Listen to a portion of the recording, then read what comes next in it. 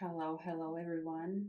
Um, it's been a while since I have done one of these.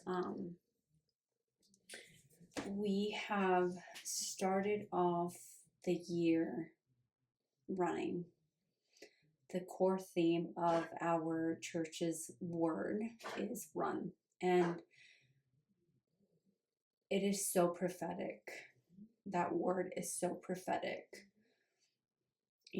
The last 2 years of our lives, it almost feels like it was the opposite of run. It was almost like God was setting the tone and setting the foundation for what was going to be reaped in this season where we are running like never before. And it's just a huge reminder that no thing in life is ever wasted or lost. God is always working everything for us, for our good. And guys, I'm a living testament of it. I've honestly never in my entire life have I been so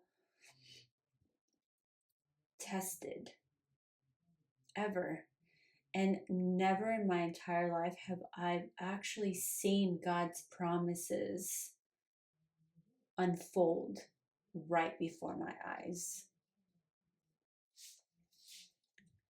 Every single thing, and I have my Bible here in front of me because I was reading my Bible before I started this. But every single thing in this book is real. Every single promise in this book is real. And I'm a living testament of it. And I'm not the only one. I know that so many of my brothers and sisters can say the same thing. They've seen God's hand in their life, and they've seen God work in their life in just miraculous ways, and in ways that they could have never even possibly imagined. Lives transforms, people's entire families' lives transforms, generational curses broken. I've just seen a lot of stuff, and I'm on this spiritual journey and this spiritual growth where God is really using me in ways that I never, ever in a million years thought possible, even because of who I am, where I came from, everything I've been through, all of my childhood, trials and errors. Sometimes, it's inevitable to think, how could God use a person like me, right? But that's when I am reminded, of course, God is going to use somebody like me, because if not me, who? Who else has the same story? Who else has the same testimony? Who else can bring into the world the light that I do? There's only one me, and there's only one you. You have gifts that only you can bring into the world, and that's what God wants. God wants to use those gifts. Sorry, guys. She is just something else. These cats are very, very affectionate and needy. But yesterday we had a Dealmaker virtual Dealmaker DFW virtual meeting that we did for all of the people who are part of Dealmaker. And so every month we're going to be doing these virtual events online, but quarterly we're going to be doing the live events like we were doing at the beginning of 2025. So I'm really excited for you guys to come out. But I bring this up because yesterday we had a segment in our webinar where one of our dear brothers spoke on stewardship and what it means to be a good steward of what God allows us to have. And so some things are very powerful and need to be expanded on. And if something speaks to you, there's a reason for it, right? And it's important for us to explore these ideas and to break them down and to truly understand what exactly it is that God is trying to tell us with this. So everything good God gives us is meant to be stored in a way that brings honor to his name and brings glory to his kingdom, right? God is not just wanting to give us things for the sake of us just having things, because we got to keep in mind that the thing is almost never about the thing. The thing is never about the thing. There's always some sort of responsibility that will come with absolutely everything God allows us to have in our life, right? So there's this misconception that people have that they will become good stewards of what God gives them when they have in abundance. They wait. They say, I will wait until I have that big win, or when I have more than enough, right? Or, whenever they have so much that they can actually put into practice the good stewardness of whatever it is that they're having to steward, right? There's this misconception that it's when I get there that I will become a good steward, or when I get to that point that I'm thinking about, or that I'm aiming towards, or that I want, that God will give me, the ability or the wisdom or the discernment on how to steward that thing. But let me tell you something. It starts with the small. The good steward, being a good steward doesn't happen when we have $1 million in the bank. It happens when we have $5, when we have $10, when we have 1,000. It happens small. When we have, it's in the small details that God tests us the most.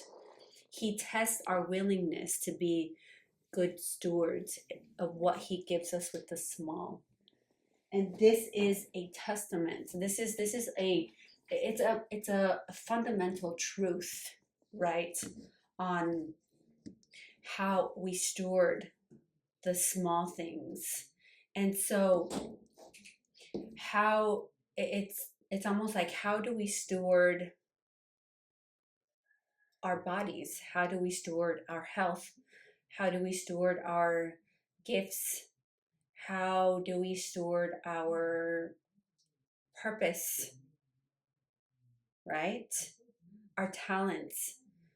How do we steward the small good things that happen every single day in our lives?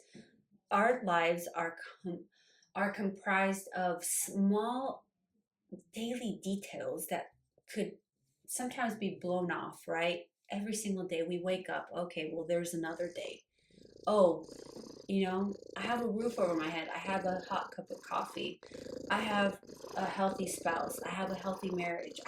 But every day because of God's goodness. Let's not forget that because of God's grace and goodness, everything flows, and it's a routine, and it becomes monotonous almost, right? It's just constant, it's daily, and we forget to see the greatest gift of all, guys, in the small details of life. And that's something that I'm constantly thinking about. Like, I can get from point A to point B safely in my vehicle, and that in and of itself is a miracle. And I'm always so grateful, because some people, they leave their house from point A and they never make it to point B, guys.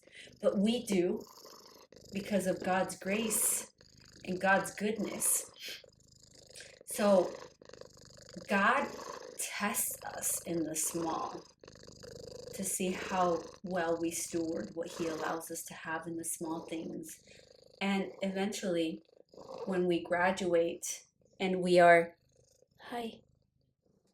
when we graduate and we show God and we demonstrate God that we can be good stewards with what he gives us, with the small things, that's whenever we graduate onto bigger things. And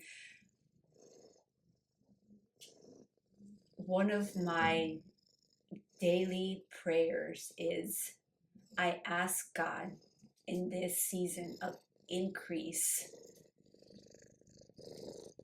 that he gives me the wisdom and the discernment on how to steward increase with humility and integrity, because I've been on the opposite side of that. I've been on the side of increase where I forget to truly reel it back and give God thanks for all the wonderful blessings that I have and for all the increase that I have. Because we sometimes think that it's because of our own doing. It's because I work super hard. It's because I'm super intelligent that I can have all these things. It's because of me that I am super successful. But no, guys, we are only one piece of the puzzle. Yes, it comes with our obedience and with us doing the things that we need to do in order for God to bless us, because if we don't move, nothing else moves. But God is ultimately the source of increase. He is the one who's opening the doors. He's the one that making the alignments. He's the one who's showing us and helping us and guiding us and speaking to us. And that gut feeling whenever you're about to do a deal that says, that's not it, or this person kind of seems a little, that's God. And you have to listen to that voice. You have to listen, because God is always speaking to us. So, yeah, God will not, if you don't learn how to steward the small things in your life, God will not trust you with the bigger things. And also, I just want to remind people that not all success is God's success. People have a misconception that because they make money or because they seem on paper to be extremely successful, that that's good fruit. That's another topic for another day, but it's not. It's not. Not every open door is a God door. Not every opportunity is a God opportunity. And not every alignment is a God alignment. We have to have a lot of discernment and wisdom to know what it is that we're doing, especially in business. And this is something that I am learning every single day of my life, because I am a serial entrepreneur, guys. I have my hands dipped in multiple things. And I am learning now more than ever that it is so important to place Christ at the center of everything that we do, business-wise, and everything in our lives. More in business. Welcome him into your business. Speak of him. Know why you're doing things. Have a grounded and rooted purpose in why it is that you're doing what you're doing. Is it for self gratification? Is it for the accolades? Is it for the material gains? Why are you doing what you're doing? Why do you want? Why are you a business owner? Why are you an entrepreneur? How are you inviting Jesus into your business? How are you giving him glory? How are you advancing his kingdom? How are you stewarding the blessings of what he gives you? So the concept of stewardship appears in the Bible hundreds of times, not necessarily with the word stewardship, but the concept of stewardship appears hundreds of times. Scripture constantly speaks out about this.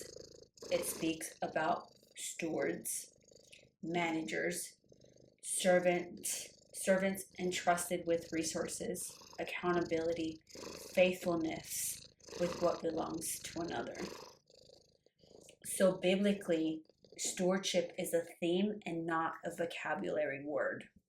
Okay, we can see this all throughout the Bible. I mean, in fact, it's what the Bible is. It's just it's a fundamental manuscript of stewardship.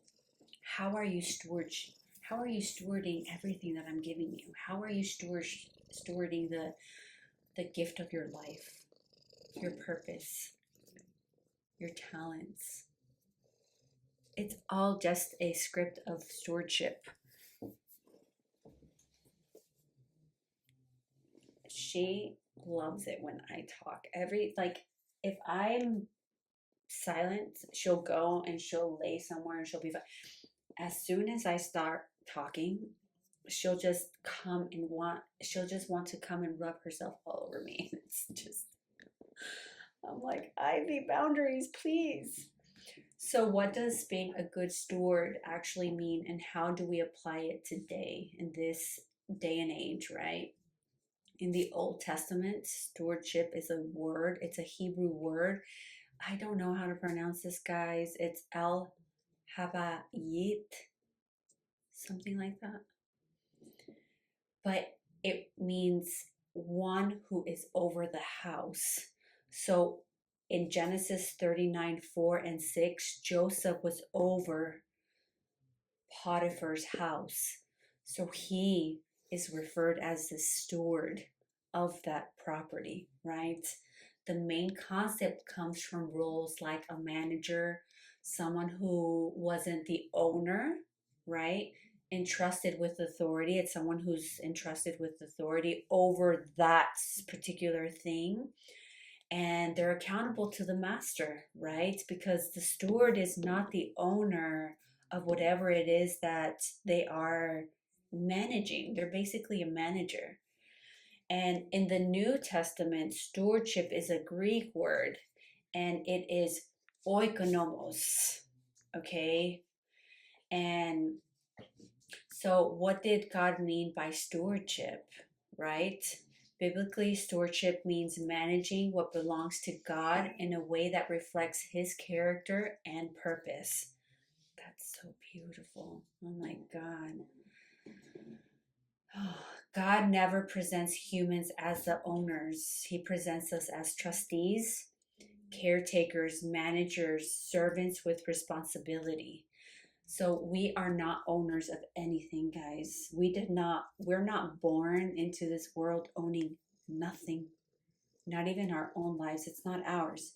You didn't give yourself life, right? Neither can you take away. I mean, technically you can take away your life, but that does not belong to you to take away.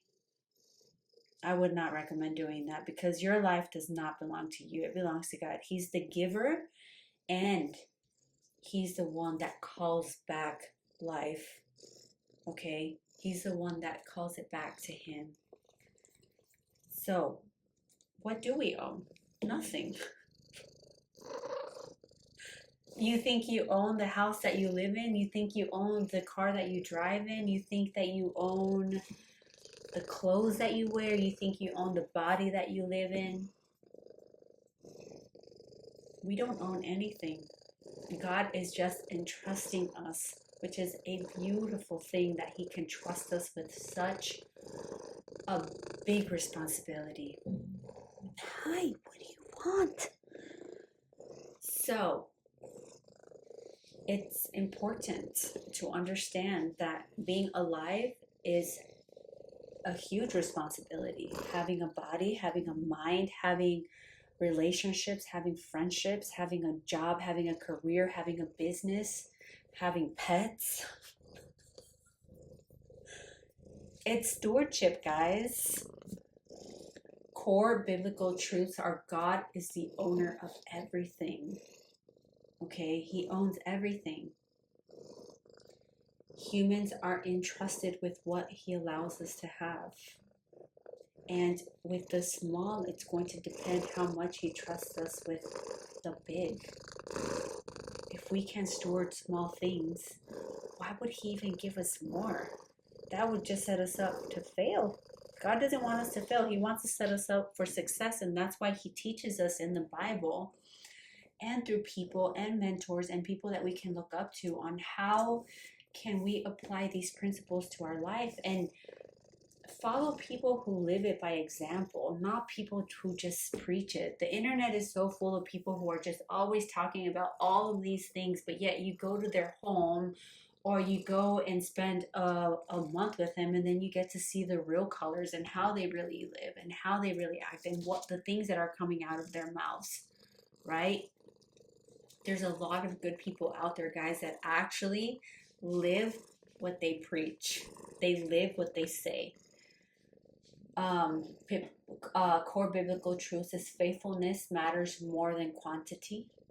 So God tests us in our faithfulness. It's not about the amount of money that we have. It's the amount of faith that we have in order to steward what He blesses us with. Accountability is guaranteed. So we will be held accountable for everything. And it might seem like it's, oh, when I get up there, I can, try to convince God and be like, oh, but you know what? I have this thing going on and I come from that family and I'm so sorry that my ancestors were like this and that thought and that deceit and these things. It's not going to cut it, guys. He knows you better than you know yourself. And He knows exactly what you're doing that is not reflecting His biblical truths and His fundamental principles. He knows it. That deceit in your heart, that Jezebel spirit of doing things for the wrong reasons, manipulation, control, fear, intimidation, He knows all that. And you cannot fool Him. That's why generational curses of poverty are so strong. It's because people do not break free from the chains because they can't come to grips that the way that they're thinking of things, the way that they're doing things, the way that they're stewarding things, even the small things, they're not doing it God's way, the way that allows for increase and abundance. That's why this whole generational curse of poverty is so strong. And if you look back, it goes and it goes and it goes and it goes and it goes until someone finally says, you know what? This stops with me.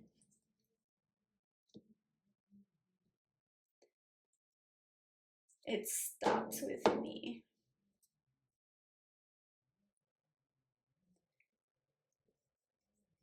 And it's hard doing it that way because if you think about it, there's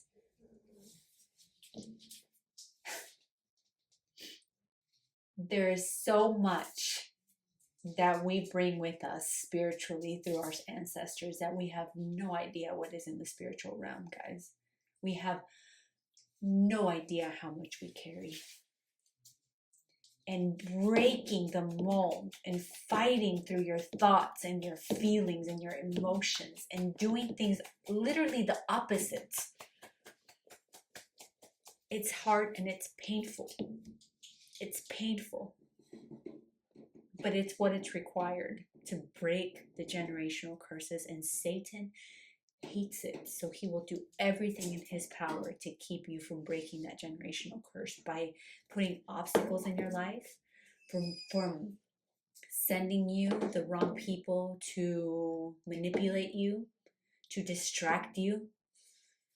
He'll do everything in his power, guys, to keep you from breaking free and breaking that generational curse of poverty, of scarcity mindset. And those are the things that we really need to be aware of. Sometimes people get so discouraged when they're about to break through. They're one step away. They're one chain link away from breaking that chain. But because they face so much resistance, they give up. They give up. They can't handle it. They don't have the fortitude. They don't have the wits. They don't have the strength to keep fighting and to actually call it for what it is, by what it is. Call it by name. That resistance that you're getting, it has nothing to do with you. In fact, welcome it. Be like, okay, well, guess what? I'm going to fight through. I'm going to show you. I'm going to show you how great I am. That's exactly what it takes. And it's not going to be one time. It's not going to be 2 times. It's not going to be 3 times. It could be 100 times. It could be, you know what? In fact, for the rest of your life. It could be forever. And you will still need to fight. Fight the good fight. And do things the right way. And root yourself in biblical truths. And be honorable. Do things with integrity. Be honest. Say the truth. Do things the good way. Be righteous. Emulate Jesus. What would he have done? Jesus would have never said a white lie. I don't care what it is. That manipulation, that Jezebel spirit. I'm reading right now all about the Jezebel spirit, the Elijah spirit, the Saul spirit. It's all combined, and these are demonic forces.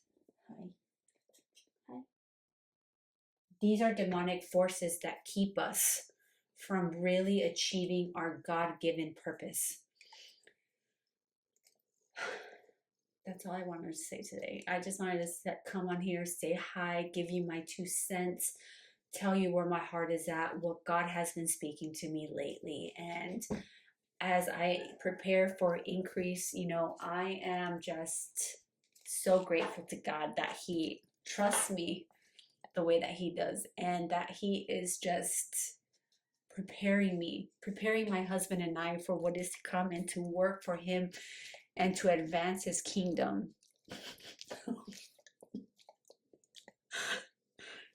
Okay, well, say bye to the camera. Enough is enough, yeah? Okay. Well, as you guys know, I don't have any children, and these are my babies. And this is my baby Kaya's daughter, our Belgian Malinois daughter. She passed away over a year ago, and this is her daughter. So this girl is in love with me, and she loves me, and she also loves her dad a lot too. She hangs out with her dad in the morning, and they have a really nice bonding time, right, Mama? Okay, guys, well, I love you. I hope you have a blessed day, and I hope this touches somebody's heart, and I hope it speaks to you, and I hope you can fight through and learn biblical principles on how to be a good steward of the small, so that God can increase your territory and enlarge your territory and trust you with so much more. Bye, guys. I love you.